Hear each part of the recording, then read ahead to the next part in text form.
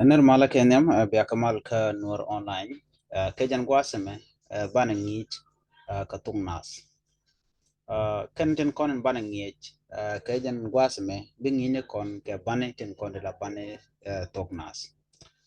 kan bana tok nas kan kon ore den ke kan kon kanino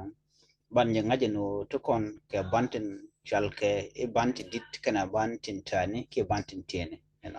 chaka da kana anyo kan bane ba te banden check jodien tigaten kate bana yual tigaten ka kore yo tingi jedo dienten ka kwiiten chwal ke ere bane kene ti mi chana ka ngach betok bran kwende beje chungach wana ka men gol kone bana nywa ka jan gwaseme tin bana nywa gwame bana rach ka banditi kan banditi tiken ka lor long ka kon kan banan kon la bana tong were gwaseme nugi kon ta danan cha bana cha kare le keje ki ta danan cha lelke de kon je kanu to kon ka bana tong nas tindit kana ban tong nas sentiene baka kwen ka pet ka baka kwen kalkali yo ko gori jano de kon ta danan kwen ka de kon nga ki ta danan de gwaz me man bana kwen a e o u wa ya ba pa ma na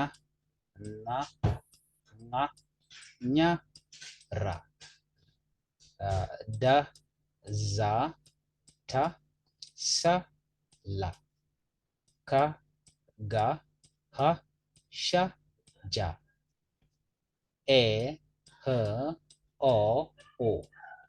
kan de pai kon ga kwen shwal ka ka banatindit kan banatindit chaka kwen a math mu kwen kon ka pet be kon kwen nene a e o hu wa ya ba pam na nga nyara da za ta sa la ka ga ha sha ja e h o inono de kwendien de shu wo ka mu guri je amene mi shi nang gadin che jangat te kwen kon ga te ke bantindit ka gwara na cha gorke mi jina nene ka banatindit chana min jian wana ka banatintani bantin tiene kan ten gwasame titi bantik jodien bana right ka kor gwasan be bantin tani kan ten titi kan banan kono shal ka bantin tiene ki bantin tani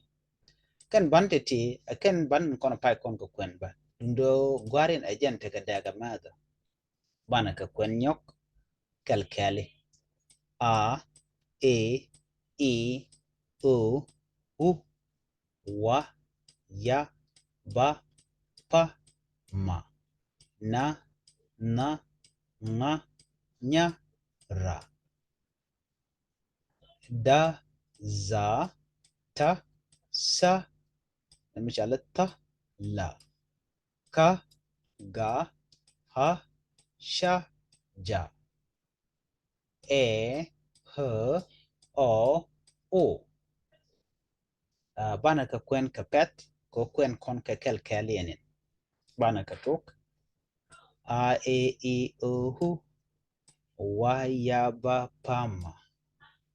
na nga nyara da za ta sala ka ga ha shaja e h o enono di ro shungi kaka amenemi chikwendien chijangat gwase me ka tung nuere jen la bane ke bani to go along michi ka kweni shang la ka kweni shang de ka ngai tanda na nang ka ke je dal de to go along de ka ngai ka je ka de kwendien ba de je chungat ka jen gwase me de ne pe ka jen lisana me bana nyo ka je ka kore ka banen che jodien kana banen kon shol kon kai bane yuali wona kare bane ani biya ta kamal bane je ka lisana dien